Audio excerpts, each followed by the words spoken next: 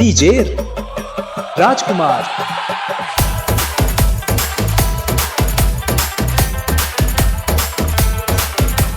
गिरीश का सुनेगा गाना? गिरीश का सुना। गिरीश का दिल ना दिया, दिल ना लिया, दिल ना दिया, दिल ना लिया, तो बोलो ना काकिया।